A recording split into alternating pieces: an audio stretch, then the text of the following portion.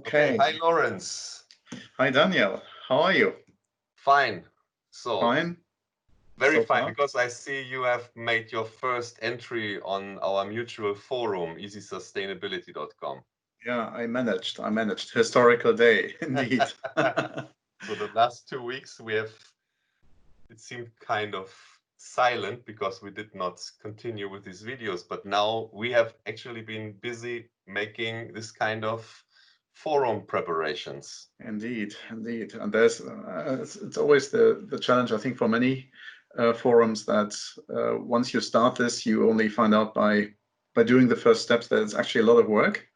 Yes. And particularly to keep on telling your story in a continuous way on a regular basis. Yeah. And I think the other aspect is there's so many things to say, or you want to say probably in that area, that it's also a question of where do you start? How do you start and where do you start? Yeah.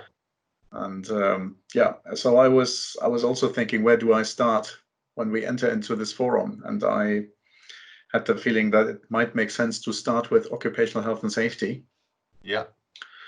And so we discussed this back and forth. But indeed, I think probably also I think this is a kind of hands-on approach. So there is something that we really can see if we are doing something in the supply chain. So wisely chosen. Yeah, it's maybe one of the first steps which makes sense. And I mean, this is maybe not rocket science or something completely new, but it still remains a challenge in supply chains.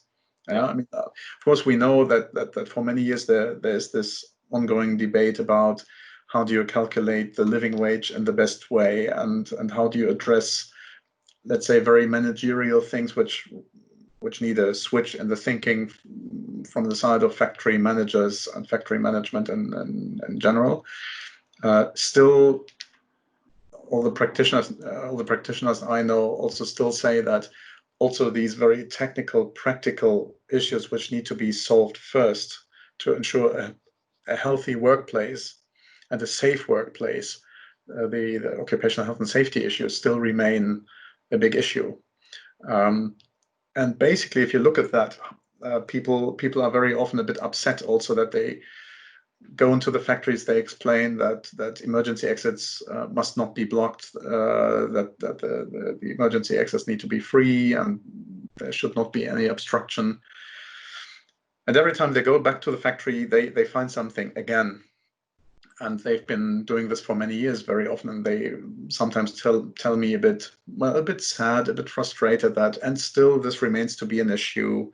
And at the same time, we try to address more, let's say, complex challenges, which are also necessary to raise, but still also these basics are an issue. And I think the big challenge there is simply that also these OHS-related issues in themselves also they require the factory management to manage this. So everything needs to be managed. It's not just a matter of you don't lock the emergency exit, but you need to have this really in your brain all the time, that you never go there and lock it anyway, and you never block the emergency aisle. And so it always requires people to understand the reason behind it. Why is it important? Why is it relevant? Why is it essential? And then that they also really maintain a certain systematic approach to it. And this basically also brings me to what I say in the entry of the article, that also for the OHS part, you basically need a management system in the end. It's always a big word, a management system, and people think about loads of paper and complicated procedures and very complicated workflows and everything. I think it's sometimes a bit too complicated as it seems, but still you need people who are responsible, who also take this accountability that, yes, I'm responsible to check and make sure that the warning signs are always there, that the emergency lighting works, that chemicals are stored in the safe way, and that we do have material safety data sheets and things like this, that we have people who know what to do in an emergency if a worker gets injured. So that requires in the end a certain minimum documentation. In any case, it does require responsibility of people who also assume this responsibility. And it needs, of course, also the regular exchange on these issues within the management, but also to look in the workplace, talk with the workers, what is going well, what is not going so well. Particularly if you look at machinery, very often you have a big part of machinery in the factory which do have safety guards, but there's always kind of a 25-30% of the machines which don't, in a big chunk of factories. And so you need to know what's going on. You need to talk to the people. You need to identify the risks which are there with regard to occupational health and safety. And then there needs to be also this willingness then also to change things, and not just to state, oh yeah, it is like this, and people know that it's risky, so they have to pay double attention. No, you have to change something. You need to put a safety guard, and you have to explain why it's important to, for instance, in addition, also use and wear the personal protective equipment, for instance. And that in itself is already something you need to really manage on a daily basis. It's not something you do once a year or twice a year. That needs to be done on a very regular basis. So there we go with this idea of a management system already for health and safety. And yeah, and again, I mean, many practitioners also tell me that this is an ongoing issue. And what I also touch upon in my contribution in the forum is also when we look at ourselves, what we are doing. I mean, I'm not working in a factory. You're not working in a factory, but still, I mean, there's also safety things in our life, right? Probably we are very used to put the safety belt when we enter the car. Yeah. But okay, but the thing is also, why do we do this? Is this because we fear that we have to pay a penalty if we cross the police, or do we do this because we are convinced that this is a necessary measure? This is also always a question which is part of the story. Why do people not respect the safety rules, or why do they? I think it is a bit the work of Sisyphus, rolling up the stone. And but now you see this kind of work for 20 years. Has it changed through the supply chains? In my observation, it has changed. It has changed. I'm convinced that there has been quite a level of improvement. However, I would say we have not reached the level of improvement we wanted to reach when I look back 20 years. Yeah. So we started off, I mean, this group of practitioners, of companies, of CSR people who wanted to change and improve these things. And we had a certain vision what we could achieve within 5 years or 10 years or 15 years. And basically, from my observation, I think there's many things have been improved, but still, I think we have not reached the goal we have set at the time. We thought probably it would be easier. We thought probably that also the audience we address with these topics would kind of directly say, oh yes, so we will do this because we are being told and explained why we should change our practice, but still it doesn't happen as quickly. And I would also dare to say that if I would be told to change my practice before I do it, I would really need to not only fully understand, but I would really need to buy in 100% why I should change a habit. Yeah. So it's not only a matter of understanding, but it's also a matter of I want this, and I think it's important. It's important for me, and I think this is probably something where we still have a lot of homework to do. Yeah. And we will not give up, definitely not. But probably to put it in a nutshell again, I think we have not completely achieved what we wanted to achieve in a certain time frame. We thought it would be easier, and it needs much more time. Do you think if we can do something like this, not really putting the blame, but for thinking about the reasons, can you can you tell me one or two reasons that do not, let's say, put the burden to the supply chain? Do you think it is only within the supply chain, a problem within the supply chain, or do you think it is a problem that is much bigger than just something that is happening in the supply chain? I think it is also a bigger thing. Definitely, I think it's part of the challenge is also a cross-cultural understanding. I think, because even though we share universal rights and also regulations to some extent, and if you look at the laws of India, if you look at the laws of China, if you look at the laws of European countries or Northern America, there's surely a lot we have in common on paper, yeah. But the role of regulations in practice is probably sometimes a bit different. I mean, that we know. I mean, if we look within Europe, we tend to make fun of this also a little bit. You've got some cultures within Europe who are very quick in adopting in their daily life new rules on whatever, and who accept, okay, if the government says A, I do A, and I do it without thinking about it too much, because otherwise I fear that I will be punished, or and I accept that there's a new rule on something. And there's other cultures who are a bit more lenient in this, and who question maybe also a little bit more. And is this really useful? Is this really helpful? So I think the uptake of whatever a regulation says is sometimes also a bit different. The other thing is also maybe who's asking for the implementation of these regulations which are there. And we should not forget, I think, that when saying we, I speak about European or Northern American companies going to Asia, for instance, and say that that is our code of conduct, which again also relates to your local regulation, for instance, in a specific supplier country, and we would like you to respect your local laws and regulations.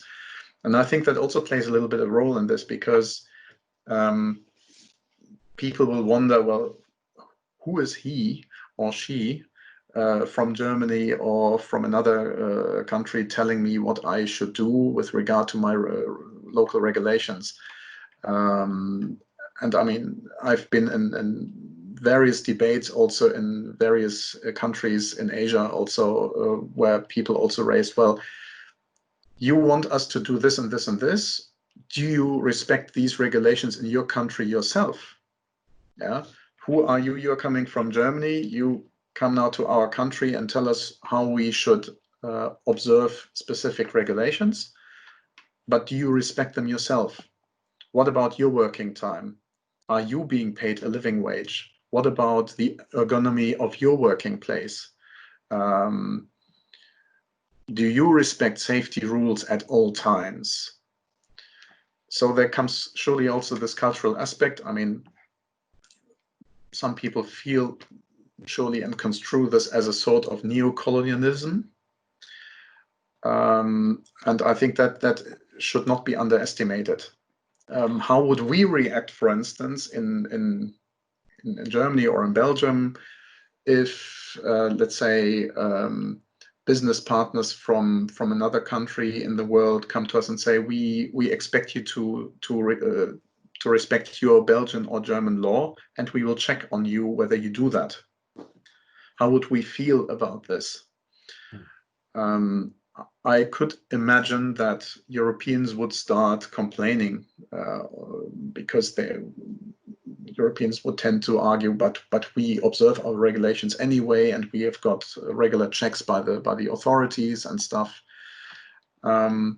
Yeah, but I think the feeling of people all across the globe would be the same in the situation, and I think it might be construed sometimes as an attack on their pride and their dignity as well, that we double check on something which is rather, yeah, a realm of their respective country culture and governance, authorities governance. And I think it's not to be underestimated. And I think that has to be separated a little bit from the question whether I understand a certain rule or regulation or the contents of a code of conduct or not. It's probably also to do with who is asking me to do that. Yeah. But if we talk about all these regulations, local regulations, and this global, let's say these global rules that have been probably set from the UN guiding principles and the things that we should apply to everyone and ourselves, do you think that there is a spirit in Western countries to account to actual costs? That's a very good question. I think putting regulations into place always costs something. Mm-hmm. It always costs something everywhere, because you need to take action. You need resources to organize this. You need people who take care. As I mentioned in the very beginning, you need to set up a management system.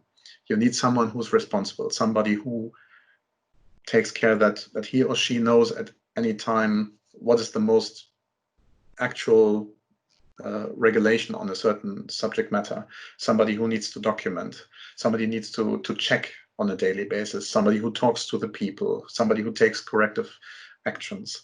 So that is resources already. Yeah? Then if you have to, for instance, you have to buy safety equipment, personal protective equipment, fire extinguishers, if you need to install additional fire emergency exits, if you have to install fire doors, if you have to install a sprinkler system, if you have to make changes in your factory to have a real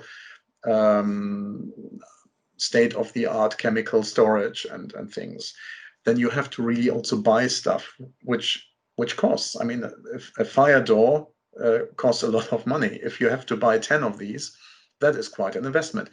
And it's important that you do this investment. There's no question about it. But of course, it comes with a price tag. And this is just an example when it comes to the occupational health and safety issues. And you need to, you have a price tag for everything. And it's not questionable that this is the right thing to do. But again, it has a price. Sustainability has a price. And I think the big challenge is that the companies who undertake all these efforts feel, or who are ready or willing to undertake these improvement measures, sometimes feel that they don't get this money in their business in order to take these measures and put them into place. So of course they ask for incentives to make these investments, and they ask for a different price or long-term relationship, bigger volumes, etc., in order to be able to make these investments. And then, of course, that works better in long-term relationships. If you're working with a supplier over a longer period of time and you plan to continue this work over a long part, it's a real long-term partnership.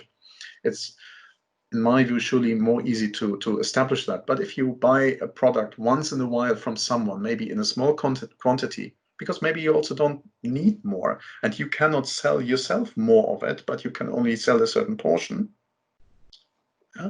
If the demand is not bigger, maybe, then you cannot pay more. And then, of course, also your supplier has not the money and the big motivation to make this extra investment. And so, of course, in the end, it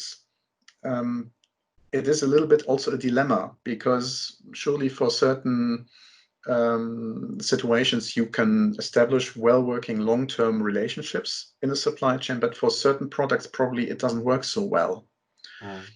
But still you always have this price tag, so still everybody's asking and expecting the business partners to implement all these measures, but it doesn't come along with the money people need and organizations, companies need to do that. And that's one of the big dilemmas we have in the value chains today. And I think it's very difficult also to expect that we turn around the whole economic system we have. Maybe we need to change a lot of things, but it means that everybody needs to change. It's at each level of the value chain. people have to think differently and have to accept also that it costs money and it's well spent and it's well invested. It's important to have a sustainable supply chain. But that requires really that everybody at the same time turns the switch.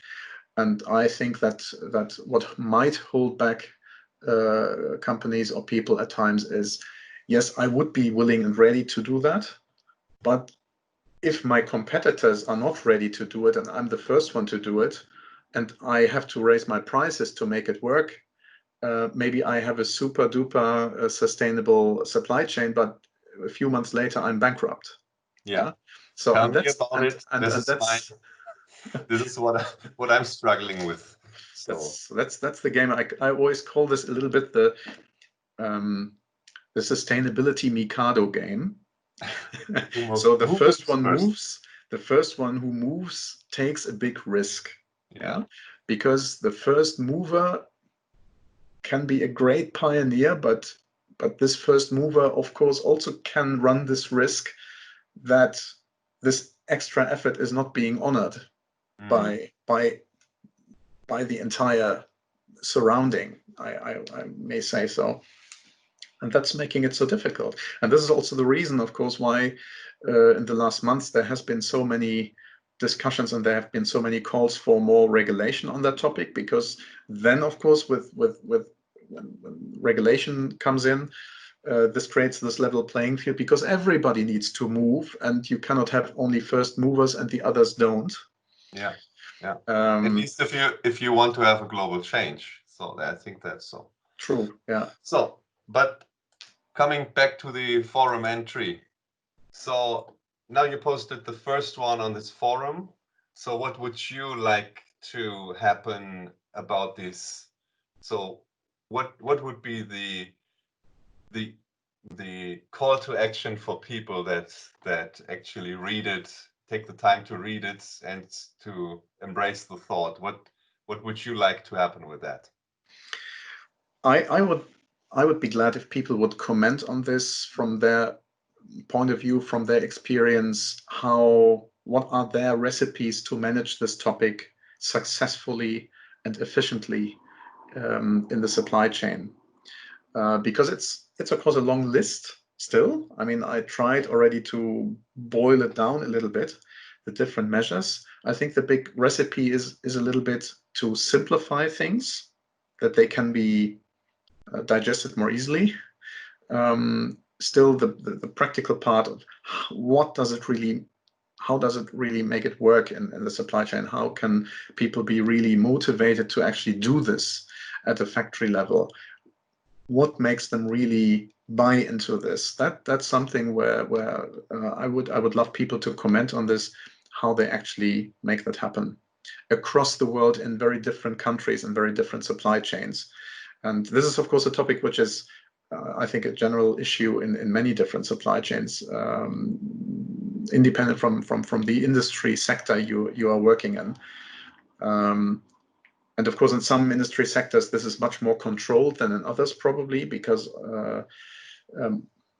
maybe also then product-wise more is at stake, so to say. So also for the product itself, I mean, if you just think about pharmaceutical industry, or if you think about medical devices or machinery or technical devices at times. And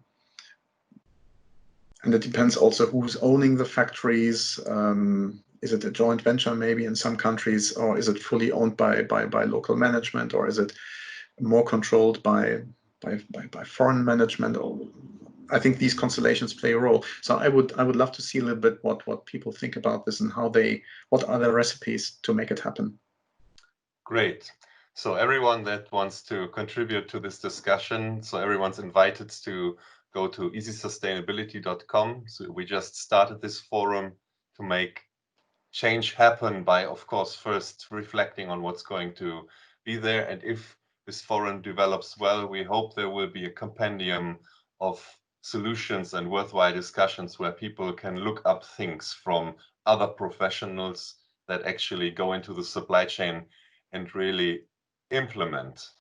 and see the challenges. And if implementation is a challenge, we hope that this forum will contribute to that. So Lawrence, thank you very much for this very first contribution to this forum, and there will be more to come. So thank you for that. My pleasure. Thank you very much, Daniel. Thanks.